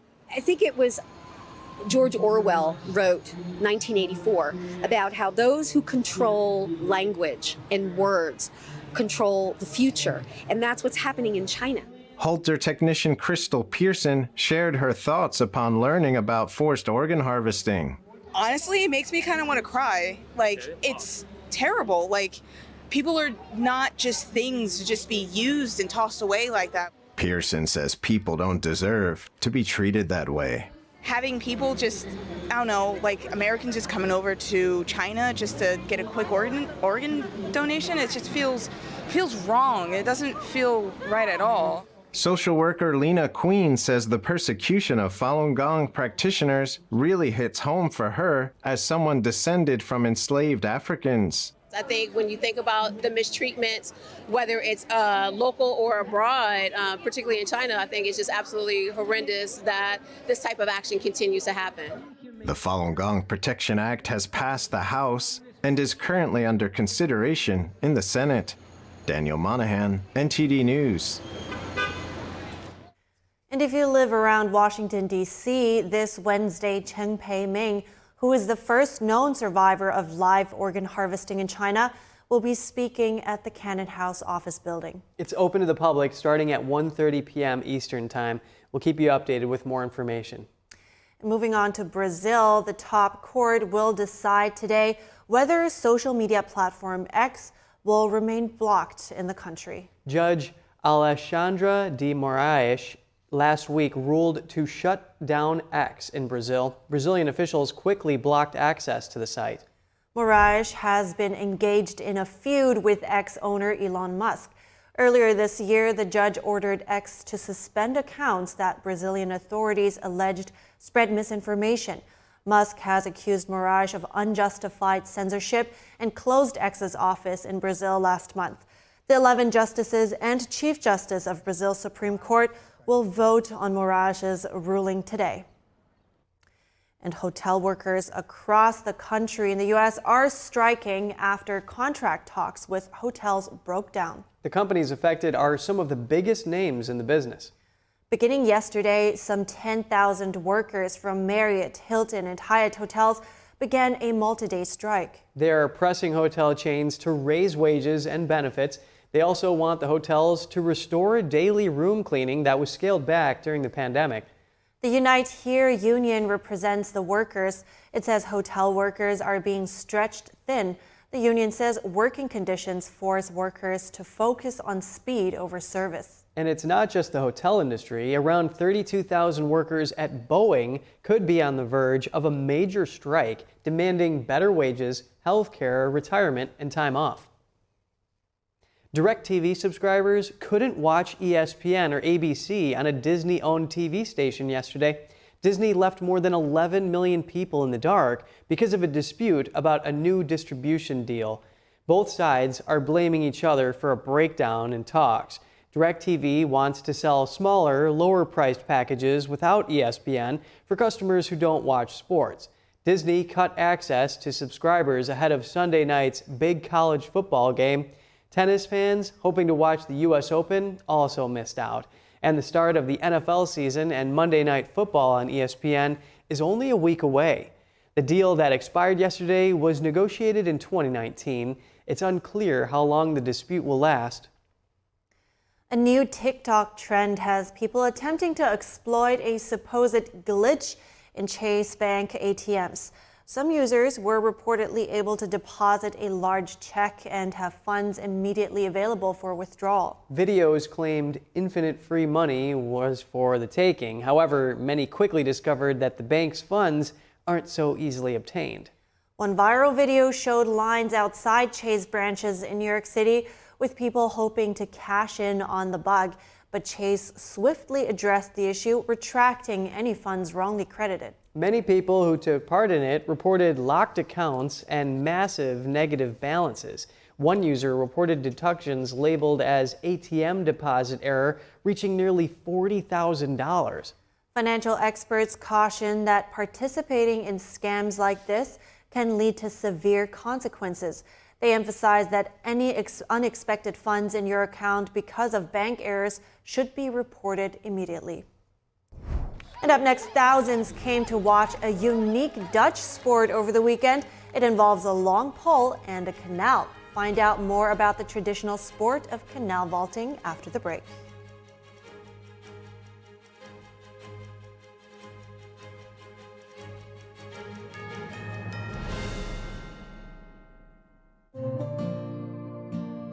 Imagine a coffee that cares for your health. Expertly fermented with a 50 enzyme complex to enhance flavor and remove bitterness. Small batch roasted to a decadent medium dark, resulting in a brew that is gentle on digestion, low acid, and up to 90% less caffeine than regular coffee.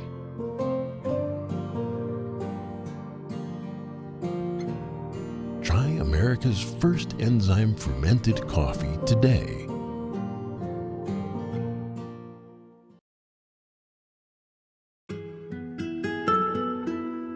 There's cultures that have been lost, but this culture hasn't been.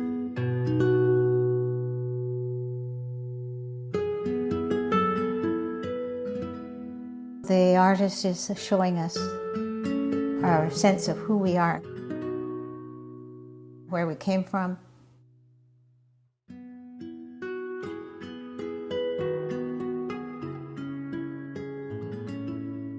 You look at his hat. His hat is knitted probably by a man because a man traditionally knitted the hats.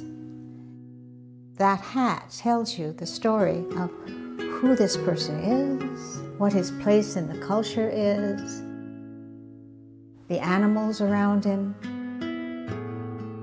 Everything's all contained in the messages in the hat. And the tool that he's carrying over his shoulder.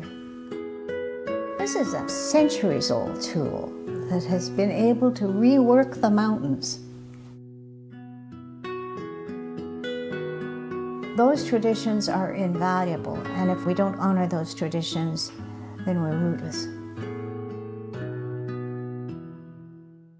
The artist is showing us the value of maintaining our culture and respecting our culture.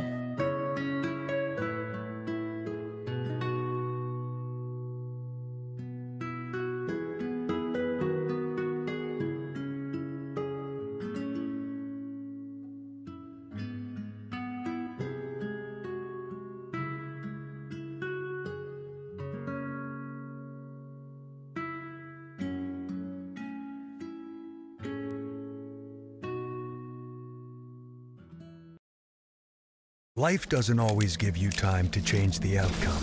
Prediabetes does. With early diagnosis, prediabetes can be reversed. Take the 1-minute prediabetes risk test today. Go to doihaveprediabetes.org.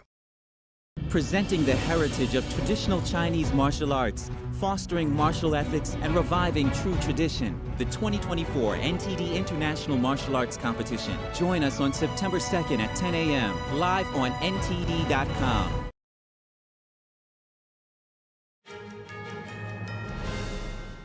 Good to have you back. If you're just now joining us, here are some of today's top headlines.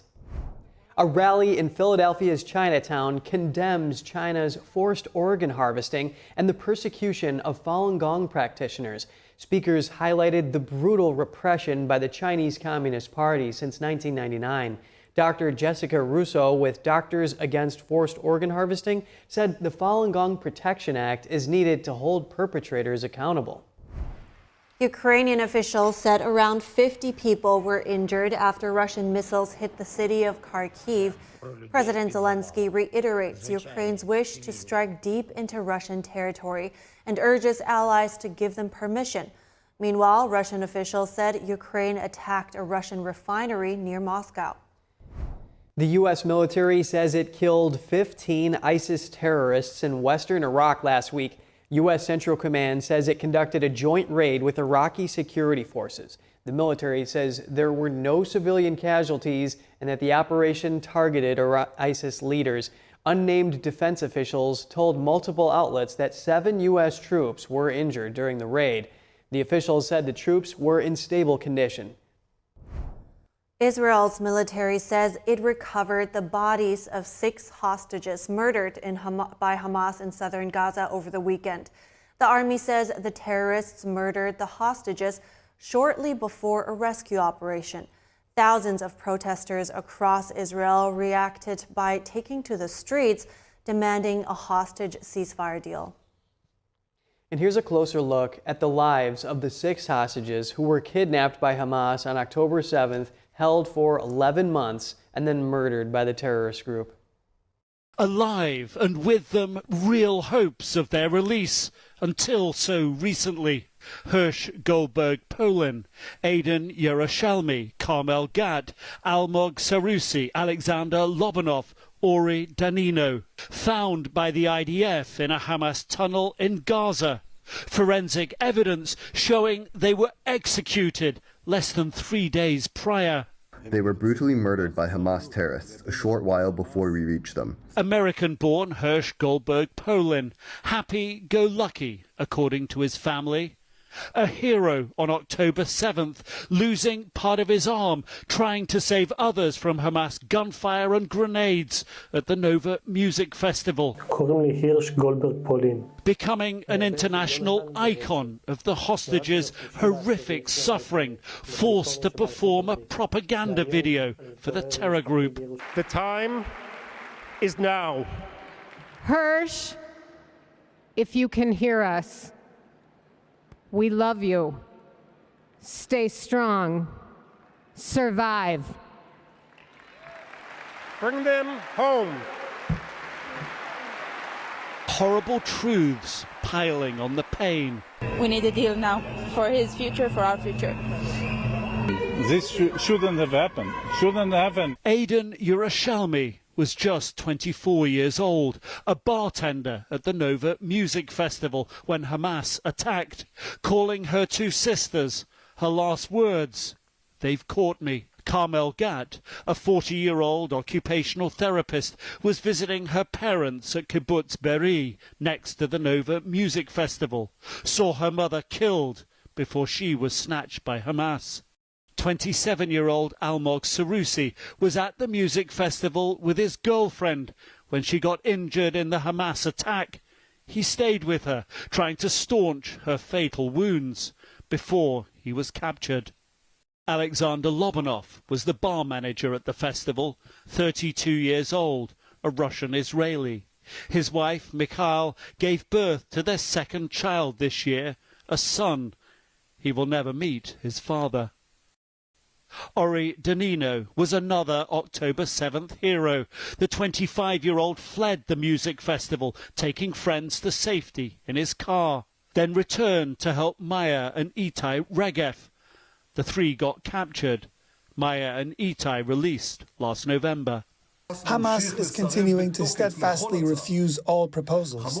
Even worse, at the exact same time, it murdered 6 of our hostages. Whoever murders hostages does not want a deal. And in the other war, a former Ukrainian paramedic whose left leg was amputated at the hip after he was wounded while fighting near the eastern city of Bakhmut qualified for the national sitting volleyball team. He expressed his desire to win a medal while training with fellow athletes ahead of the Paralympics in Paris, which opened last week.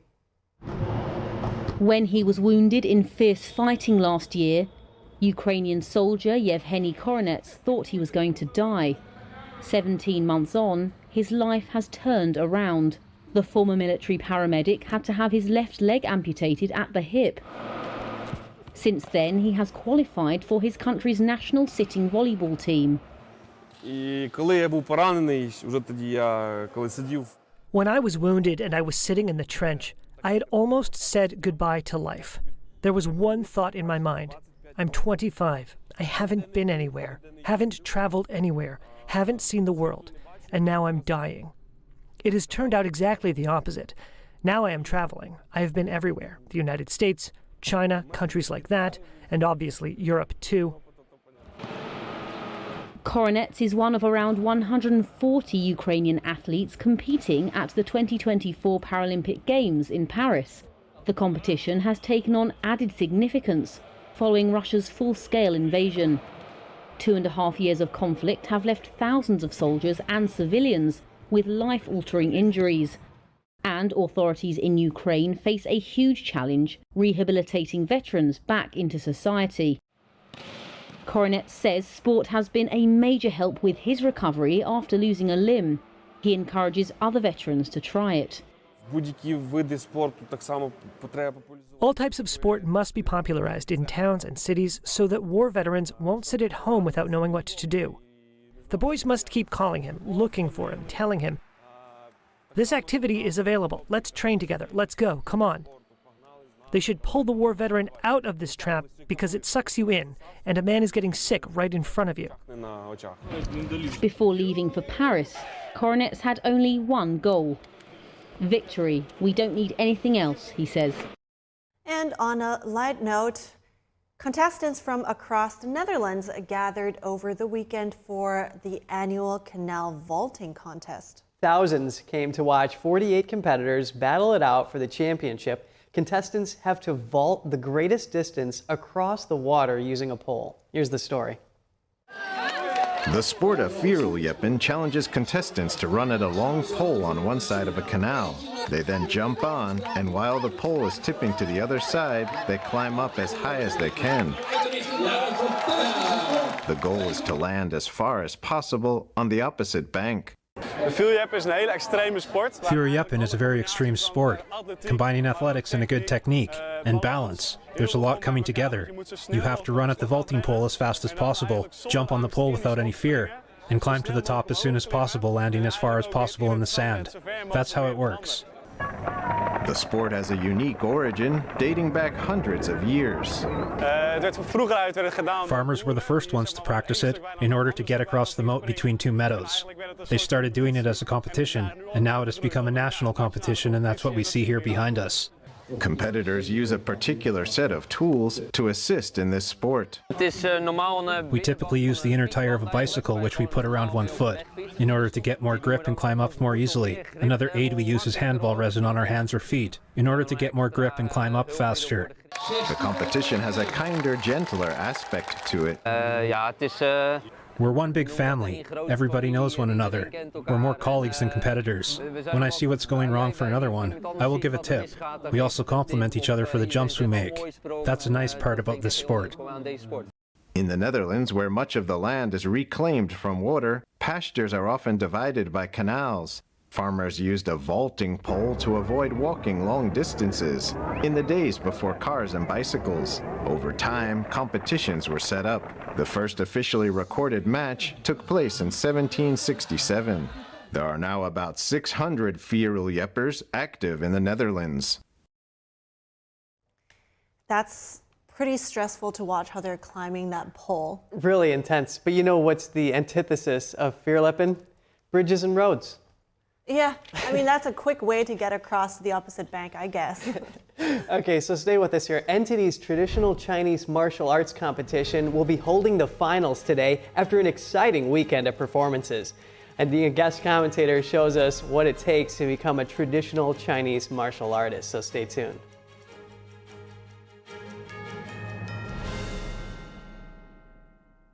Water, nature's ultimate cleaner. We drink it, we bathe in it. Think water, think steam, think clean. Now harness the power of water with the H2O X5 5-in-1 steam cleaning system. I'm so impressed with the X5. It's an all-in-one product. I can use it throughout my entire house. It's cleaning, it's sanitizing, there's no chemicals in it. It's just steam. This is unbelievable. There is no more odor. You could spend over $500 to purchase the products that the X5 5-in-1 Miracle replaces. Order your H2O X5 steam cleaning system, a $500 value, for just 4 easy payments of $43. Order now and we'll upgrade your X5 package. We'll add a 6th mode with a dusting and polishing wand. Valued at over $30, this extra bonus attachment makes your H2O X5 the H2O X6. That means your 10-piece system becomes a 12-piece system at no extra cost to you. All for just 3 easy payments of $43. Call or click right now. Do you ever wake up and realize your life has no purpose? Do I have a death wish? Morgan asked. Maybe I did. I thought this would be our final run ever. We had made millions and millions of dollars, but God had other plans. Peter Lowe, the one-time drug dealer turned pastor, along with 2 others, will be executed at 12 midnight local time.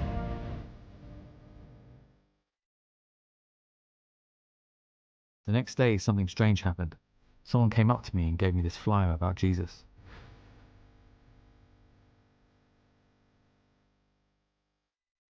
You can be in heaven, or you can be in hell. The choice is yours. We'll walk straight out of here. Pretend to be the media. This pathetic maggot got caught trying to escape my prison. Nobody escapes my prison.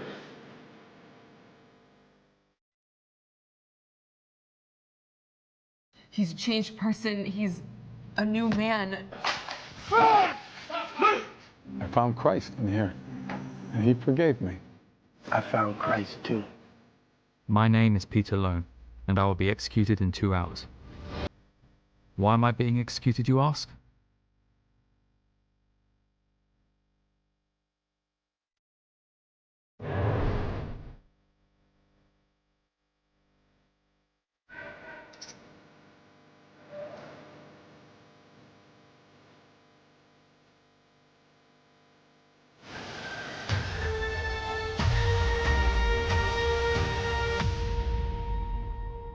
Jesus is for free, and salvation is a gift. Do you believe in Jesus?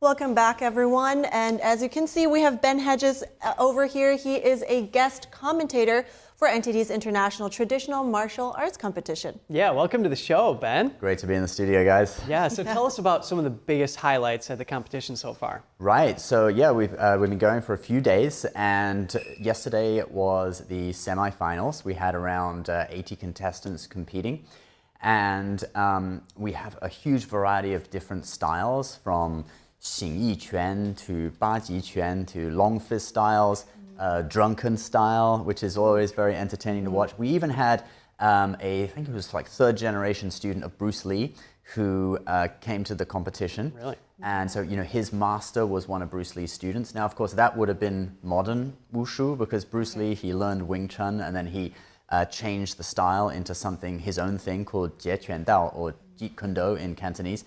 And it's considered modern wushu. It's not a traditional style. So this guy, you know, he came to the competition, he learned a traditional form. I think he did a staff form, which is that, you know, that weapon you can see there, a stick. And he was interviewed yesterday as well, and he was talking about, you know, his process of learning traditional martial arts and how it's different to, you know, modern wushu. Right, that's exciting. So what will we see in the finale today then? For example, is Bruce Lee's third generation? He's in it. Yeah, he's in it. Okay. He made it through doing the stick form. So yeah, weapons. You'll actually see all of the weapons that we have here. So we have the straight sword, the dao or broadsword, curved sword, and the stick or staff. Various different types of staff as well, different lengths. You'll also see styles such as tiger crane style, which is a combination of two animals. Wing Chun, which is the style Bruce Lee learned before he kind of did his own thing. You've got Baji Quan, which is often referred to as a bodyguard style, because it was practiced by many of the bodyguards of the imperial family and also the Republic of China. And many of the Baji Quan people went over to Taiwan when the Republic of China fled to Taiwan in 1949, because many of the bodyguards of the president, they did that style, Baji Quan, 8 extremities boxing. So there's a lot of Baji Quan in Taiwan. So we have a few practitioners come over. Xing Yi Quan, which is a very aggressive, they call it like internal karate. It's an internal style. Internal karate. That's sort of a nickname for it by certain people, because, you know, internal styles, you associate them with being sort of very peaceful, like Tai Chi, you know, something. But Xing Yi Quan, it is internal, so it's relaxed, but at the same time, it's like very aggressive. And it moves in straight lines. It doesn't retreat. It's yeah, it's an interesting style to watch. That's so fascinating, Ben. And you know, martial virtue is one of the things being revived at this competition. And the competition chair, Li Youfu, he says that martial virtue is when you protect the innocent and the kind and you stop evil. Welcome to comment on that, or just the history of these styles. Yeah, I mean, like we said before, even the character for martial arts, for wushu, it means stop fighting. It's made up of two characters, the character for stop and the character for an ancient type of weapon. So it was something that, you know, the way the ancients believed, this is an art for you to stop people fighting. So it's not about necessarily being aggressive. And obviously you're learning something that is very, you know, if used the wrong way, can be very destructive to people. So there was a lot of self-cultivation and sort of a way of doing things, an ethics code built into it in the old days, you know, which is something that really lacks in modern martial arts. You know, if you watch UFC or something, you see a lot of aggression and not much respect.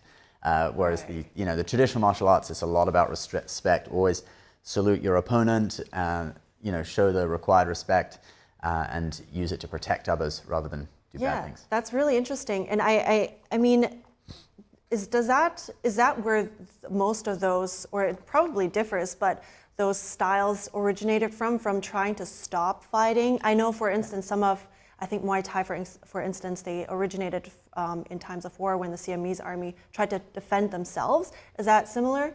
Yeah, well, I mean, in China, there's kind of two schools: the Buddhist school from Shaolin, and the Taoist school from Wudang Mountain, right, which is kind of the birthplace of these two styles. So And then many of the external martial arts styles are what they consider external, sort of more hard, less about like harnessing the chi and meditation and things, but more just about hard. This normally comes from Shaolin, like the root is from the Shaolin temple, and then it's spread throughout society. So all of these styles generally have some philosophical element that came from either Buddhism or Taoism. Okay. I mean, I think we have not much time at this point, but we are, as you can probably see, I'm wearing sneakers, so we're preparing for something quite physical in the end. We're going to learn some moves ourselves. But first, let's look at the semifinals of NTD 8th International Traditional Chinese Martial Arts Competition. They took place yesterday and were joined by preliminary contenders from Germany and Taiwan. Contestants spoke about the lessons and values they acquired after learning traditional Chinese martial arts. Following the preliminary rounds on Friday and Saturday, preliminary contestants from Germany and Taiwan joined the U.S. for the semifinals yesterday. The first day of competition featured 92 competitors from 11 countries. Mauricio Pinzon from Colombia competed for the third time this year in the adult weapon category. He won bronze and silver medals in the first two competitions and has since continued to improve his skills. He attributes his health to his practice of martial arts. I haven't been sick since I started practicing wushu. I haven't been sick in 27 years. The competition puts emphasis on physical strength, but on martial virtues as well.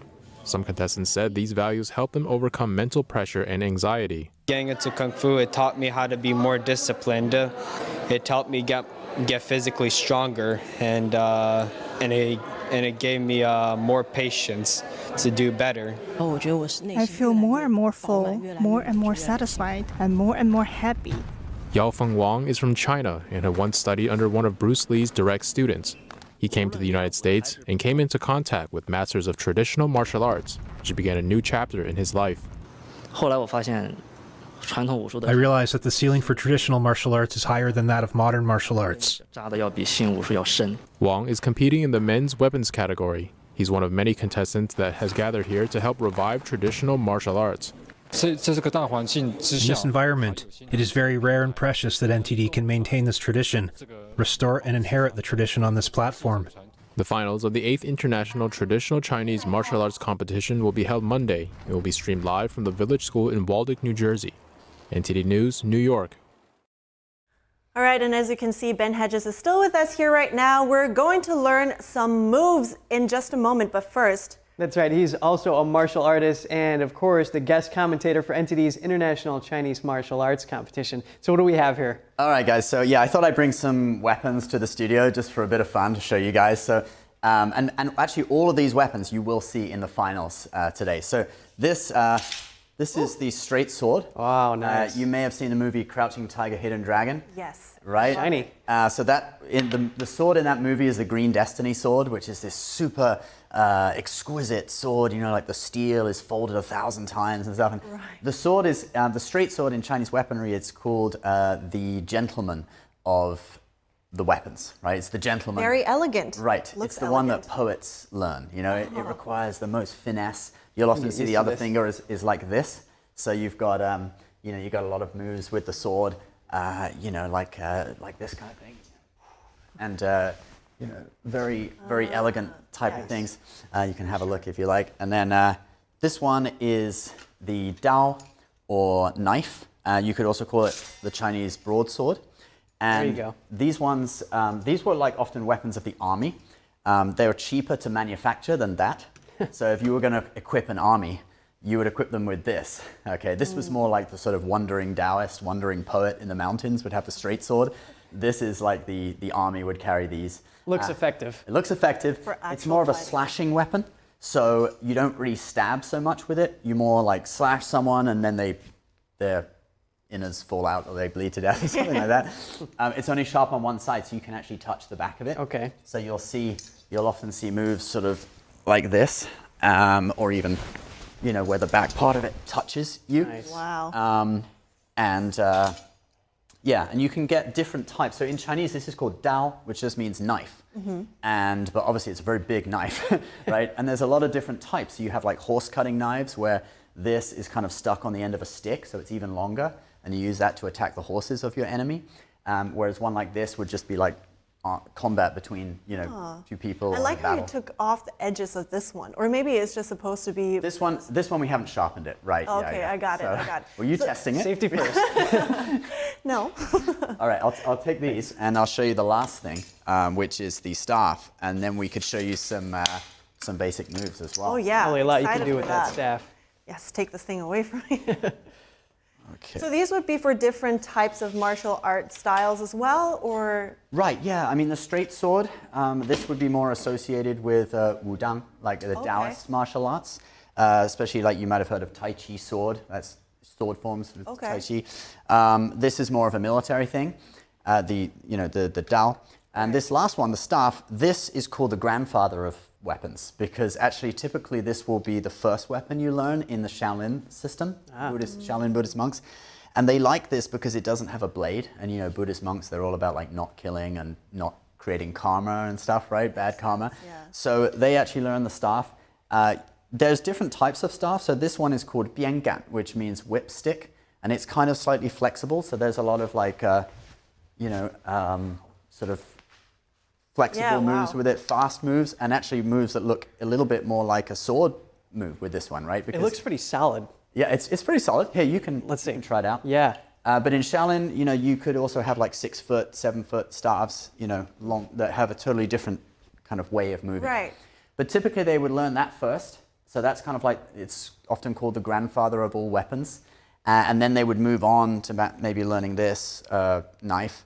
But in Shaolin, that's kind of their weapon of choice. That's the basic.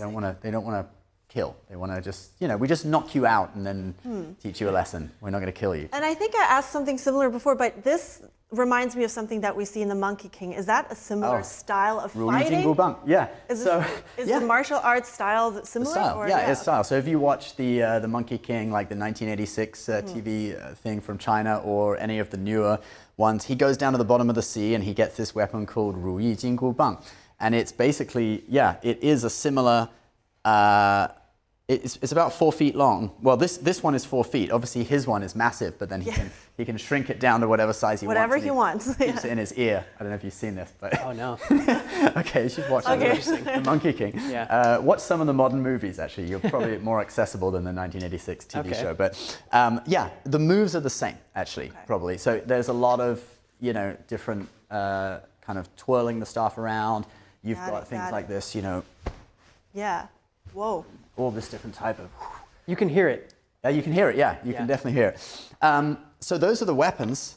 If we have enough time, I can show you a few of the basic stances as well. Let's do it. Let's do it. Okay, so in many styles, they create like a good base of power through doing the horse stance or ma bu, which is going to be like a stance like this.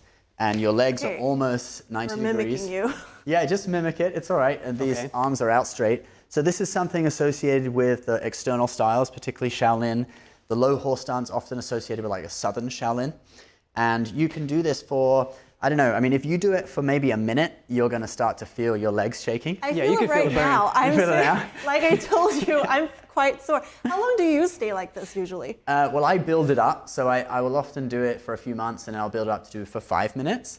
10 minutes is going to be good if you're like actually a martial artist in training. I'm going to go out of this right now. Cool. So, but yeah, you could try it at home, you know, build it up, like add 5 seconds a day. Yeah. And if you can build it to 5 minutes, that's quite good for someone who's not like super serious. If you can build it for 10 minutes, then you're getting into the realms where, you know, you're actually maybe you're kind of a good martial artist with a strong stance. I mean, people in China may be doing it for half an hour or something. Wow. But what happens is a good foundation. And if you do it a lot, you feel as if you're on you have like a stand underneath you, like a very strong base. And your muscles, they get tired after a while. So the weight goes onto your tendons, and it actually starts strengthening your tendons. So it builds, a lot of these things, they build tendon strength, interesting. which is like a different type of strength to, you know, someone in the gym who is lifting a lot of weights and just making ballooning muscles, right? Right. So a lot of it's totally different. I'll show you a couple of other stances. Please. So this one is the gongbu, or the bow and arrow stance. Okay. And this is, if you look at northern styles, long fist in China. Doesn't matter which leg, by the way? So you can do both. Yeah. Both. Okay. Everything can be done on both sides. And with this one, there's sort of a punching way where you can if you have your back leg out like this, you're going to punch off your back leg, right? And then you can turn around to the other side and punch again. And it's as much about the pulling back as it is punching forward. So you're rotating around with your body. You're using the waist. Yeah, you can sense the power. Sense the power, right? I think I felt a wind gust over here. Yeah, that's good. That's cool. And as you do it, you just focus on being relaxed. It will feel maybe a bit weak at first because you're trying to focus on relaxation. But as you do it more and more, then the sort of the power is what's coming out. We have another of the basic stances would be the Tranjang, Pubu, which is like this. And we have a move called Pubu Tranjang, which is where you need to do again. It goes from... Okay. So, I mean, I guess I'll just show you the stance. You just come down like this. This hand is sort of moving this way, and your other hand is up like that. And you can see how far down you can go. Obviously, don't hurt yourself. You really have to be flexible. I don't think this one you're maybe not dressed for it yet. Yeah. You know what? Let me give it a try then. Like I said, I'm very sore. Just give me 1 second so I don't fall over. That's right. And then the left hand will be, just do it at that height. The left hand will be out like that, and this right hand will be, And then you're going to look. This looks so much harder. This is so much harder than it looks. Let me tell you that. And the eyes are also part of it as well. So the judges in our competition, they're looking at a lot of different things, right? Your hands, your stance, also your eyes and your intention. So with this particular move, you look up here first, and then as you come down, the eyes snap to this way. Wow, okay. And my teacher of this, he would always say, eyes work, eyes, you have to, There's just so much to it. Yeah, there's a lot to it. Details. Yeah. All right, hey Ben, we really highly appreciate it. Maybe we're going to continue a little more of this class in a little bit, but we do not have more time on air. Yeah, that's cool, no problem. Thank you so much for coming in. And as for us, we are wrapping up our show right here, but stay tuned for NTD News Today at 10 a.m. Eastern Time. That's still coming up. Thank you so much for watching. I'm Evelyn Lee. And I'm Kevin Hogan. Thank you.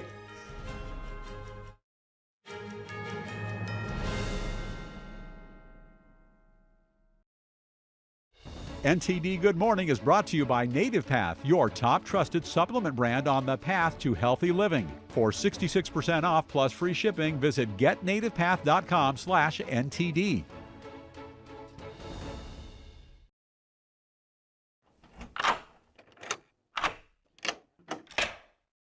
I'm Jonathan Lawson. If you're 50 to 85, please listen closely. The lock I want to talk to you about isn't the one on your door. It's a rate lock for your life insurance that guarantees that once you're insured, your rate can never go up at any time for any reason. Many policies you see don't have one, but you can get a lifetime rate lock from Colonial Penn. This plan was designed for people on a fixed income with coverage options that start at $9.95 a month. That's less than 35 cents a day. Your rate is locked in for life. Coverage can never be canceled, and your acceptance is guaranteed. You cannot be turned down because of your health. See for yourself. Call for an information kit and gift. Both are free with no obligation. Call 1-800-624-6556 for your free information and your free gift. That's 1-800-624-6556. 1-800-624-6556. Call now.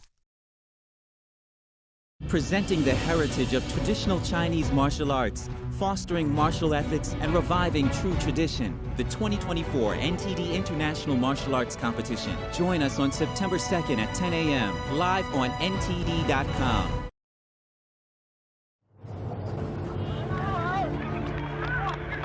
There are real consequences to controlled media.